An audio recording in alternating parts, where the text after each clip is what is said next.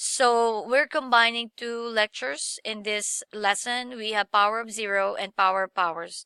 Note, everything raised to a power of 0 becomes 1 except for 0 itself. The proof to this is a to the fourth over a to the fourth, you all know, will become 1. But how does it become 1? It's because you know from our previous lecture that this is going to become a 4 minus 4, because we said you will subtract the exponents. A 4 minus 4 is going to become a to the 0, which is going to become 1. Why 1? Because this is 1. Example number 2 is 3 to the second power over 3 to the second power, which you all know is 9 over 9, which is going to turn into a 1. But then let us apply the rule. The rule says you're going to copy the base and you're going to subtract the powers. Therefore, it's 2 minus 2, which will turn to 3 to the power of 0, which is a 1. And again, you might ask, why 1? Because from the beginning, that right there is 1. Example number 3, all in parentheses, x squared, y to the third, z to the first power, all raised to a power of 0 without doing anything anymore and distributing the 0 to each one of them. This, I know, or we know, will turn into a 1.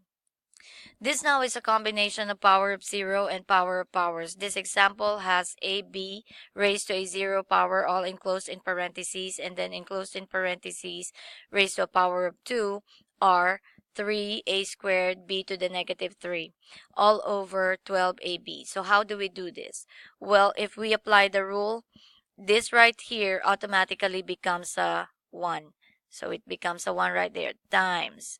The power of power tells you to distribute the power from outside to all the powers to the inside and multiply them. Therefore, it is going to look like this. 3, 2 times 1. There's a 1 there. You know that I'm not required to put the 1, but there's a 1 there. Will now be raised to a power of 2. 2 to the power times 2 will have an a power of 4. And b with the negative 3 power will become b to the negative 6 power. And then you will keep this down here. So 12ab. Okay, so let's simplify this. The 1 in the front is going to be multiplied to all of them. There's no pluses. They're all times, so you will not distribute. You will just say 1 times this. And anything multiplied by 1 is the number itself. Therefore, I can just go ahead and say that that's a 9. 3 squared is a 9.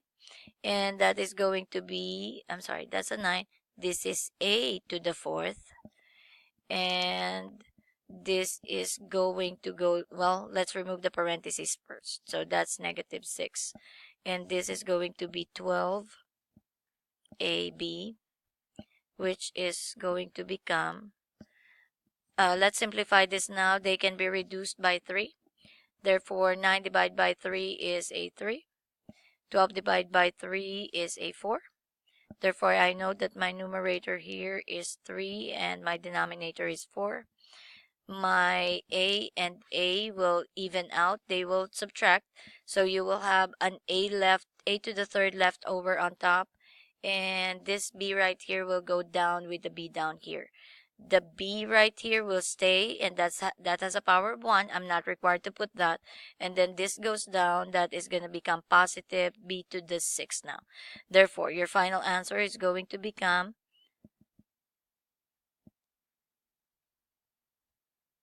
b to the 7th. That is your final answer.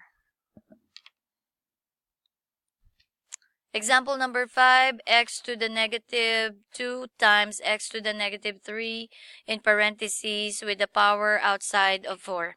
So this can be done in many, many ways. I can distribute the 4 outside to the negative 2 and the negative 3, but I can also combine them first and add them according to the exponent rules. So I will do that. I will put x to the negative 5 because that is what the rule says. I can, if it's times, I will just add the exponents, and I did that. Power of power still needs to be distributed inside. Therefore, my x is going to be a negative 20. Permitted or not? The answer is not. Therefore, I need to move this down to the denominator, and you know that right now, there's a denominator of 1. So I will move this to where 1 is, but you know there is a 1 in the front of the x, which will be left there. So now this is going to become, the 1 here is going to be left there. We're not flipping, guys. I'm not putting this 1 on top. No, there's a 1 really there in front. And then I'm going to put my x to the positive 20 here. Now you will ask me, Miss, where did this 1 go? It's there in the front. I'm not required to put it. Our next example is n to the third close in parentheses power of 3 times 2n to the negative 1. Let's settle this first. That is going to look like, hold on. Okay, that's a clue for you. There's going to be a fraction because something is going to move down to the denominator. So this is going to be n to the 9th. Okay. Guys, which one are we going to put down? The whole of 2n to the negative 1 or just this n to the negative 1? And the answer is yes. It's just n to the negative 1. The 2 stays on top. So that's still times 2, guys. And this n to the negative 1 moves down here, which will now become a positive 1. Final answer is going to become 2 now goes on top. It has the priority. So 2n to the 8. Because this crossed out and they subtracted. Okay, so let's have the final example on power of powers and power of 0. So all enclosed in parentheses 2hj to the power of 2 k to the negative 2 times h to the power of 4 j negative 1 k to the power of 4, all enclosed in parentheses and has a power of 0. Guys, whatever is raised to a power of 0 is 1.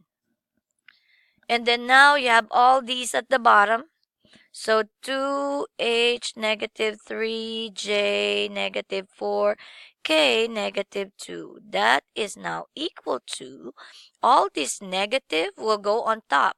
The 2 stays there. Therefore, your number now is 1/2. Really? Because you have a 1 and 2 at the bottom. But all these will move on top. So h now becomes power of positive 3. J now is a power of positive 4. And k is a power of positive 2. There you go. It's just written like weird, but the 2 has to be at the middle though.